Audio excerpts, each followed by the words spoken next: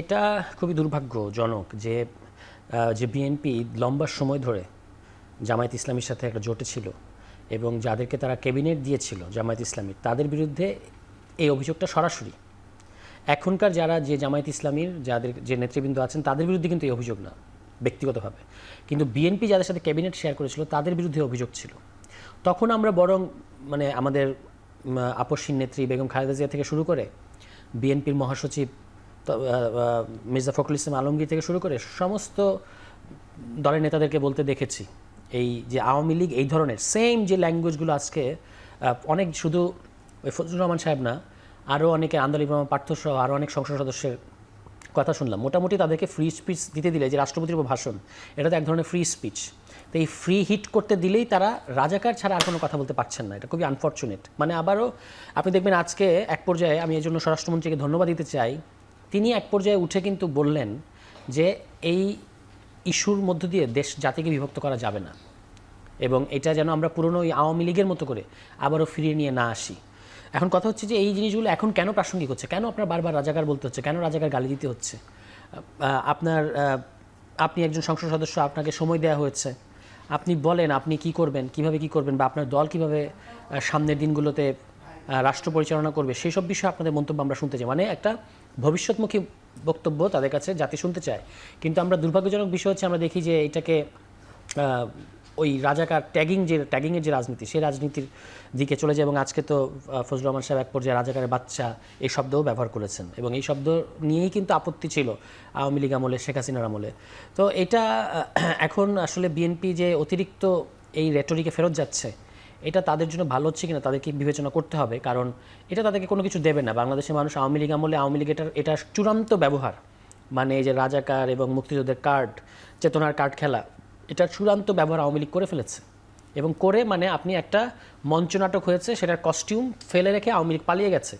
ওই কস্টিউমকে আপনি ব্যবহৃত ওই কস্টিউমকে যখন আবার বিএনপি পরার চেষ্টা করছে, এটা ক্লাউন ছাড়া আর কিছু মনে হবে না। মানে যখন when the drama is ended up, drama যখন শেষ, তখন আপনি যখন আবার নতুন করে এটা করার চেষ্টা করছেন, তখন এটা খুব বেশি মানে দর্শকের হাততালি পাবে না, কারণ দর্শকও চলে গেছে, ওই খেলা শেষ, ওই মঞ্চ নাটক দেখা শেষ, দর্শকও চলে গেছে। এ কারণে আমরা সামনের দিকে তাকাতে চাই, এই ধরনের ট্যাগিংয়ের বাস্তবতা থেকে বেরিয়ে আসতে চাই। সামনের দিকে তাকিয়ে তাদের উচিত হচ্ছে কি করে তারা দেশকে কি গুড গভর্নেন্স কীভাবে দেবে। এতগুলো সমস্যা আজকে এই যে এখন আপনাদের লাইভ দেখছিলাম বসে বসে, নিউ মার্কেটে এফ রহমানের হলের পাশে গুলি করে একজনকে মেরে ফেলেছে, ওপেন ফায়ারিং। ফ্যামিলি কার্ডের বিরুদ্ধে আজকে পত্রিকার নিউজ যে 18% মানে অনিয়মের অভিযোগ এসছে, যেগুলো কার্ড ডিস্ট্রিবিউটেড হয়েছে। ফুয়েল ক্রাইসিসের অবস্থা জানেন, এখনও লাইন কমে নাই এবং বিএনপি সরকারের ভুল পলিসির কারণে এগুলো চোরাচালানির দিকে গেছে। মানে যখন দাম বাড়ানোর কথা ছিল তখন আপনি দাম বাড়ালেন না, দামটা ধরে রাখলেন। যখন বিশ্ববাজারে দাম বেড়েছে, কিন্তু অটো প্রাইসিং ফর্মুলা অনুযায়ী আপনার বাড়ানোর কথা ছিল, তখন আপনি বাড়ালেন না, ফলে চোরাচালানিরা একটা ইনসেন্টিভ পেলো। কীরকম? যে বিশ্ববাজারের চেয়ে কম দামে কিন্তু আমাদের ডোমেস্টিক মার্কেটের চেয়ে বেশি দামে তারা বিক্রি করে, আমার ধারণা হাজার হাজার কোটি টাকা মুনাফা করে নিয়েছে ইন দ্য মিন টাইম। এবং যারা তখন হোর্ডিং করেছে, মজুত করেছে, তারা কিন্তু এখনই যে বাড়তি দামে বিক্রি করা শুরু করবে। তো এই ক্রাইসিসটা আপনি টোটালি ফেল করেছেন। এবং এই যে আপনাদের টেলিভিশন সম্ভবত 2 দিন আগে একটা অনুসন্ধানে নিউজ করলো যে আপনার মেঘনার যে ডিপো, সেখান থেকে বেনামি এজেন্সিতে তেল যাচ্ছে, অথচ আমরা পাম্পে তেল পাই না, তেলের হাহাকার। তো এগুলো হচ্ছে আমাদের জেনুইন সমস্যা। আপনার ইলেকট্রিসিটি গ্রামে 8-10 ঘন্টা হচ্ছে, কৃষকরা ডিজেল পাচ্ছে না, সারের চড়া দাম, এবং তারা তাদের ন্যায্য মূল্য পাচ্ছে না, এটা নিয়ে তাদের মধ্যে হাহাকার আছে। সরকার তাদের ইশতেহারে বলেছে যে তারা দেবে, আপনার ন্যায্য মূল্য দেবে, কিন্তু এখন তাদের উৎপাদন খরচের চেয়ে কম দিচ্ছে। তারপর হচ্ছে আপনার ডিমের দামের ব্যাপারে একটা আজকে ইন্টারেস্টিং নিউজ দেখলাম, 42 টাকা দাম বাড়ার পরে, মানে হালিতে, যে দেশে যুদ্ধ চলছে সেই ইরানে 42 টাকা হালিতে 42 টাকা বাড়ার পরে এখন দাম হচ্ছে হালিতে 74 টাকা, 42 টাকা বাড়ার পরে। বাংলাদেশ হচ্ছে 50 টাকা হালিতে। সো এটা শুধু ডিমের উদাহরণ আনলাম, এরকম যে আমি আরো উদাহরণ আনি, আরো আনা যাবে। তার মানে এগুলো হচ্ছে রিয়েল ক্রাইসিস, যেগুলোর ব্যাপারে, এবং আপনি সেগুলোর ব্যাপারে সরকার উদাসীন। টাকা ছাড়া ফেরত এসেছেন কিন্তু আইএমএফ থেকে, ঋণ কিন্তু পান নাই। অর্থমন্ত্রী কিন্তু তার টিম নিয়ে গেছেন এবং আপার চীন থেকে কি সুসংবাদ নিয়ে এসছেন আপনারা জানি না, কিন্তু আইএমএফ থেকে কিন্তু কোনো টাকা পয়সা নিয়ে আসতে পারেনি এবং তারা বলেছে ঋণ দেবে না। কেন দেবে না? বিকজ আপনার রেভিনিউ কালেকশন নাই, আপনি ব্যাংক রিফর্ম করেন নাই, এনবিআর রিফর্ম করেন নাই, কিন্তু একের পর এক ব্যয়ের খাত খুলেছেন। এগুলো হচ্ছে জেনুইন ক্রাইসিস। এগুলোর থেকে দৃষ্টি ঘোরাতে বিএনপি দুটো রাস্তা নিয়েছে বলে আমার ধারণা। একটা হচ্ছে সমানে আমি রাজাকার বম্বারিং করতে থাকবো, আরেকটা হচ্ছে ক্যাম্পাস আমি অস্থিতিশীল করব, এখানে ওখানে গুপ্ত লিখতে থাকবো এবং এক ধরনের ছায়ার সাথে ফাইটিং করব, নিজের ছায়ার সাথে আমি ফাইট করতে থাকবো যে আমার ছায়া হলো আমার গুপ্ত, এটা বলতে থাকবো। এই দুটো বিএনপিকে কিন্তু মানে এই দফা কি বলে ছাড়পত্র দেবে না। ধন্যবাদ স্যার তুষার। নীলুফার চৌধুরী মনি, অভিনন্দন যে আপনি বিএনপির পক্ষ থেকে সংসদ আসনে মনোনয়ন পেয়েছেন, শীঘ্রই সংসদে যাবেন। আমরা সংসদ নিয়ে আলোচনা করছিলাম। জ্বালানি সংকট এবং লোডশেডিং নিয়ে নিশ্চয়ই আপনার বক্তব্য আছে, কেননা কিছু সিগনিফিক্যান্ট পরিবর্তন আমরা দেখেছি। সরোয়ার তুষার যে কথাগুলো বললো, নিশ্চয়ই আপনার এই বিষয়ে বক্তব্য আছে, সে বিষয়ে তো বলবেনই। এই যে সরোয়ার তুষার আরও একটি কথা বলেন, সামনের দিকে এগিয়ে যাওয়ার কথা, যেমনটি স্বরাষ্ট্রমন্ত্রীও সংসদে বলেছেন। পেছনকে বা অতীতকে ভুলে কি সামনে এগিয়ে যাওয়া যায়? আপনার কি মনে হয় এই যে জুলাই এবং ৭১ এবং ২৪-এর যে তুলনা, এই তুলনার সমাধান কি হয়েছে? আমরা সেই সমাধান পেয়ে আমরা সামনের দিকে এগিয়ে যেতে পারবো এমন অবস্থা কি তৈরি হয়েছে, না এখনো সে বিষয়ে, যেটা বিএনপি মাঝে মাঝে বলে থাকে, সে বিষয়ে আরো কিছু আলোচনার দরকার আছে? ধন্যবাদ যারা শুনছেন এবং আমার সহ আলোচক সবাইকে ধন্যবাদ। এখন আপনার অনেকগুলো কথা তুষার বলেছেন, সেটার জবাব দিব না আপনার প্রশ্নের জবাব? না, দুটোই। আমি তো বলেছি আপনার প্রাসঙ্গিক মানে সাম্প্রতিক ইস্যুও বলবেন, আর যেটি আমরা আপনার কাছে জানতে চাইলাম যে আমি আপনাকে একটা বেসিক কথা বলি। বেসিক কথা হচ্ছে পৃথিবীতে কখনো বেসিকটা চেঞ্জ হয় না। আপনার আমার জন্ম বৃত্তান্ত কখনো কোনো দিন চেঞ্জ হবে না, অন্য কিছু চেঞ্জ হতে পারে, কিন্তু এই বৃত্তান্ত CSRS চেঞ্জ হবে না। ঠিক তেমনই আজকে যারা বিরোধী দলে আছে তাদের জন্ম বৃত্তান্ত, যারা সরকারি দলে আছে তাদের জন্ম বৃত্তান্ত শেষ হবে না। যেটা তুষার বললেন যে একসাথে আমরা কাজ করেছি, যুগপৎ আন্দোলন করেছি, এবং এইটার জন্য শাস্তি আছে, আপনার বৃত্তান্ত নিয়ে শাস্তি আছে, সুবিধা আছে, কিন্তু রাজনীতি করা যাবে না এটা কিন্তু নাই। যেহেতু রাজনীতি করা যায় সেহেতু যুগপৎ আন্দোলন করা যায়, যেহেতু যুগপৎ আন্দোলন করা যায় সেহেতু যুগপৎ আন্দোলনের ফলাফল ভাগ বাটোয়ারা করা যায়। যে এটা কেউ সামনে ধরে দেয়, যেমন ধরেন আওয়ামী লীগ অনেক বলতো, আজকের আওয়ামী লীগ না, আর আজ থেকে আরও ৫০ বছর ৪০ বছর আগের আওয়ামী লীগ অনেক কিছু বলতো, কিন্তু যখন শাহ আজিজকে আমরা দেখতাম যে তাকে বিদেশ নিয়ে যাওয়া হতো কিংবা মাসোহারা দেওয়া হতো, তখন কিন্তু আবার আমাদের ওই হিসাবটা অন্যরকম থাকতো। কিংবা আওয়ামী লীগের সময় যখন প্রথম আমরা নূর মৌলানাকে, যখন রাজাকার হিসেবে চিহ্নিত নূর মৌলানাকে যখন আমরা পতাকা দিতে দেখতাম, তখন মনে হতো যে এটা নতুন কিছু না। ঠিক আছে, তো এই যে নতুন এবং পুরান নিয়মটা কি, আপনার CSRS চেঞ্জ হবে না, কিন্তু আমার এক্সকিউজের জন্য, আমার সিম্প্যাথির জন্য, আমার পূর্ব অনুশোচনার জন্য, পূর্ব মানে খারাপ কাজের অনুশোচনার জন্য আমি কিন্তু ক্ষমা পেতে পারি, বা আমার শাস্তির পরে আমি ক্ষমা পেতে পারি। কিন্তু যখন যে দেশের বিরোধী দল স্ট্রেট আপনার শহীদ মিনারে গিয়ে বলে যে শুধুমাত্র নিয়ম পালন করার জন্য আমরা এসেছি, বুঝেন আপনি, তার মানে তারা কিন্তু তাদের ৭১-এর জায়গা থেকে কোনো চেঞ্জ আসে নাই তাদের। কিংবা স্মৃতিসৌধে যেয়ে যদি বলে যে নিয়ম পালনের জন্য এসেছি, তাহলে আমরা ধরে নিতে পারি তারা কোনো এক্সকিউজ কোনো দিনই চান নাই, তারা এখনও এটা ধারণ করেন। কিংবা আপনার জাতীয় সঙ্গীতে যখন তারা দাঁড়ান না, বা জাতীয় সঙ্গীত তারা ধারণ করেন না, বা জাতীয় সঙ্গীত নিয়ে তারা ইন্টারিম গভর্নমেন্টের সময় প্রশ্ন তুলেন, তখন কিন্তু আমরা মনে করতে পারি যে তারা তাদের জায়গায় তাদের অবস্থান করছে এবং এটার একটা বিহিত হওয়া উচিত। সেই বিহিতের জন্য যারা ৭১-এ ধারণ করেছে, ৭১-কে অনেক অনেক অনেক অনেক রক্তের বিনিময়ে এই দেশটা স্বাধীন হয়েছে, এই দেশের সার্বভৌমত্ব এসেছে। তুষাররা একটা স্বাধীন সার্বভৌম রাষ্ট্রে জন্মগ্রহণ করেছে, ঠিক আছে, তারা কিন্তু তাদের আমাদের বাবার জায়গায় যারা, আমাদের দাদার জায়গায় যারা, তুষারদের দাদার জায়গায় যারা, আমাদের বাবার জায়গায় যারা, তারা কিন্তু এই কথাগুলো তাদের আবেগের সঙ্গে ডিপেন্ড করে। আপনি যত কথাই বলেন, একজন মুক্তিযোদ্ধার আবেগ আর একজন রাজাকারের আবেগ কিন্তু এক হতে পারে না, অন্তত স্বাধীন সার্বভৌম কোনো দেশে হতে পারে না। সেইখানে এই কথাগুলো থেকে যাবে, এই কথাগুলোকে সম্মান করতে হবে। এই কারণে আমি সম্মান করি ৭১-কে, এটা আমার অস্তিত্বের লড়াই। আমি সম্মান করি ২৪-কে, সেটা আমার, আপনার এখানে সভরেন্টি ছিল না, এখানে ছিল স্বৈরাচারের সঙ্গে দেশপ্রেমিকদের লড়াই।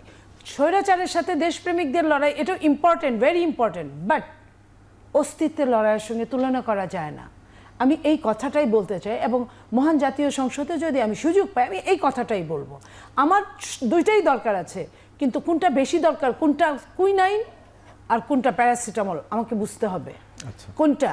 তো এই জায়গাটা বোঝার জন্য আমি বলবো আমার যারা অনুজ আমার যারা সন্তান তুল্য তারাও যেন এই কথাটা বুঝে, তাদের বেসিকের সাথে অন্যান্য কিছু মিলানো যাবে না। অন্যান্য ভেরি ইম্পর্টেন্ট হতে পারে। আমরা যখন 10টা সাবজেক্টে পরীক্ষা দিই বা 8টা সাবজেক্টে, প্রত্যেকটা সাবজেক্ট আমাদের জন্য ইম্পর্টেন্ট বলেই কিন্তু আমাদেরকে নির্ধারণ করা হয়। কিন্তু কোনো কোনো সাবজেক্ট, যেমন আপনার ম্যাথমেটিক্স, যেমন আপনার একটা বাংলাদেশে বাংলা, যেমন আপনার কোনো লিটারেচার, সেটার ইম্পর্টেন্সই জিওগ্রাফির ইম্পর্টেন্সই এক না। জিওগ্রাফি জানা প্রত্যেকের দরকার, কিন্তু কেউ কম জানলে কোনো সমস্যা হয় না। কিন্তু আপনার ম্যাথমেটিক্স না জানলে কিন্তু তার অনেক বড় সমস্যা হয়, প্রত্যেকটা মানুষের হিসাবে গন্ডগোল হয়, মাথায় গন্ডগোল হয়। আমার এই জায়গাগুলা বেসিকটা আমার বুঝতে হবে। চেতনার কাঠ খেলা আওয়ামী লীগ খেলেছে বলেই রাজাকারের প্রশ্ন এসেছিল যে আমরা সবাই রাজাকার। এটা কিন্তু এক ধরনের এটা মানে টিচ করা, যে টিচটার দরকার ছিল সেই দিন। কিন্তু আজকের যে চেতনা, সেই চেতনাগুলোর কিন্তু দরকার নাই। আমাকে বুঝতে হবে কোন সময়ে কোন চেতনাটা আমাকে কাজে লাগাতে হবে। সো অন্যায় অপকর্ম সব সময় আওয়ামী লীগের জন্য যেটা অন্যায় অপকর্ম, বিএনপির জন্য সেটা অন্যায় অপকর্ম, এবং খুদ এনসিপি যদি বলে বা জামাত যদি বলে সেটাও অন্যায় অপকর্ম। আমরা যদি ওই জায়গায় আইনের শাসন যদি আমরা মানি, আমরা কয়দিন পর আজকে নিউ মার্কেটে আমরা প্রত্যেকটা মৃত্যুই কিন্তু সমান কষ্টদায়ক।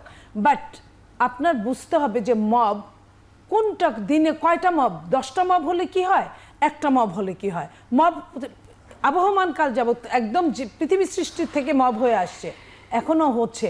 কিন্তু 10টার জায়গায় যদি একটা হয়, সেটা কি তুলনামূলক কম না বেশি? আমি কিন্তু তার মানে এই বলছি না যে নিউ মার্কেটের যে ছেলেটা মারা গিয়েছে সেটা মামুলি কোনো ব্যাপার। সে ছেলেটার মৃত্যুও যেমন, আমার মৃত্যুও ঠিক তেমনই। আমি ওই জায়গাটা ফিল করেই কথাটা বলছি যে বিএনপি দায়িত্ব নিয়েছে রাষ্ট্রীয় মাত্র 2 মাস সামথিং, মাত্র 2 মাস কয়েকটা দিন। তো এই 2 মাসের বিএনপিকে যেভাবে চুলচেরা হিসাব করছেন, আমার কথা হচ্ছে যখন 18 মাসের ইন্ট্রিম সরকার যখন টিকা দিতে পারলো না, যখন টিকা ইম্পোর্ট করলো না, যার জন্য শত শত বাচ্চা সন্তান আমাদের আগামী দিনের ভবিষ্যৎ যারা মারা গেল, এবং এখনও 19,000 20,000 সন্তান যখন অসুস্থ অবস্থায় আছে, কয়জন এর মধ্যে মারা যাবে আমরা জানি না, ওটা নিয়ে কিন্তু মহান জাতীয় সংসদে আলোচনা হচ্ছে না। আপনার কোনটা তেল নিয়েও কিন্তু ওইভাবে আলোচনা হচ্ছে না। এই তেলটাকে কেন্দ্র করে, আন্তর্জাতিক যুদ্ধকে কেন্দ্র করে একটা কমিটি বিএনপি করেছে, 2/3 মেজরিটির বেশি পাওয়া বিএনপি, তারা কিন্তু 5 জনই নিজেরাও প্রতিনিধি দিয়েছে এবং বিরোধী দলকেও কিন্তু 5 জনই প্রতিনিধি দিয়েছে। বিরোধী দল কিন্তু মুলতবি উপস্থাপন চেয়েছে জ্বালানি ইস্যুতে কথা বলার জন্য। তো এই যে কথা বলার জন্য, এটা নিয়ে কিন্তু তারা কোনো মানে ভালো কথা বলতে পারে না, বিএনপিকে থ্যাঙ্কস বলতে পারে না। যখন একটা কথা যেটা হয়, যেটা সবচেয়ে দরকার, যেটা কিন্তু অতীতে কোনো দিনই ছিল না। আপনার মনে আছে 15.5 বছর আওয়ামী লীগ বিএনপিকে দেখিয়ে বলতো যে যাদের হাতে জামাতের রক্ত, 71-এর রক্তের লোকরা লেগে আছে, তাদের সঙ্গে আমরা এক জায়গায় বসবো না। বিএনপি কিন্তু তা বলে নাই। বিএনপি কিন্তু সমান সমান করেছে যে তোমাকে ম্যান্ডেট দিয়েছে জাতি, তুমিও আমার সাথে আসো, কম দিয়েছে বাট তুমি সমান সমানই আসো। এই জায়গাগুলো, এই সম্মানগুলোর কথা আপনারা কিভাবে বেমালুম ভুলে গিয়ে আপনারা এমন কথা বলেন। 2 মাসের সরকারকে যেটা বলার প্রশ্নই আসে না। আপনার যদি একটা সরকার আসতে না আসতে তেলের দামটা বাড়তো আন্তর্জাতিকভাবে, সেদিন আপনারা কি বলতেন? আন্তর্জাতিকভাবে বাড়ছে এটা বলতেন না, বলতেন এমন কথা যেটা আপনি মনে করতেন, যেটা আপনার দলের চিফ বলে 2 মাসে নাকি সর্বোচ্চ অজনপ্রিয় হয়েছে। তো অজনপ্রিয় হয়েছে 2 মাসে, তো জনপ্রিয়তার মাপকাঠি থাকার কথা না। আপনার 100 দিন যেখানে হানিমুন পিরিয়ড বলা হয়, সেইখানে 2 মাসকে আপনি সর্বোচ্চ অজনপ্রিয় বললেন। আপনার প্রত্যেকটা জায়গায় কার্ড পাঠালো যেটুকু পারে করেছে, কৃষকদের ঋণ মওকুফ করে দিল, অথচ আপনারা বললেন যে অনিয়ম হয়েছে। কাজ করতে গেলে কিছু অনিয়ম 2-1টা হয়ই, 10টা কাজ করলে একটা অনিয়ম হয়ই। আপনি ওটা নিয়ে বসে থাকলেন, আপনি কাজই করলেন না। আপনারা যেটা নিয়ে কি বললেন, আপনারা গাড়ির কথা বললেন, গাড়ি নিবেন না, আপনারা প্লট নিবেন না। বিএনপি কিন্তু কিছুই বলে নাই। বিএনপি প্রমাণ করে দিল কাজে যে গাড়ি এবং প্লট নিবে না। আচ্ছা, তারপরে আপনারা কি বললেন? আপনাদের গাড়ি নেই। মহান জাতীয় সংসদে বলা শুরু করলেন আপনাদের সেটা চাই। তো এই যে আপনারা দ্বিচারিতা তো জনগণ পছন্দ করে না। জনগণ পছন্দ করে না বলেই 24-এর এত বড় ঘটনার পরে, রেভলিউশনের পরে আপনাদের মানুষ ভোট দিতে কুণ্ঠিত হয়েছে। এই যে কুণ্ঠিত হওয়াটাকে যদি মনে রাখেন, যে সামনের দিনে যেন বাংলাদেশের জনগণ কুণ্ঠিত না হয়, তাহলে আপনারা ওইভাবে কাজ করবেন। ধন্যবাদ আপা।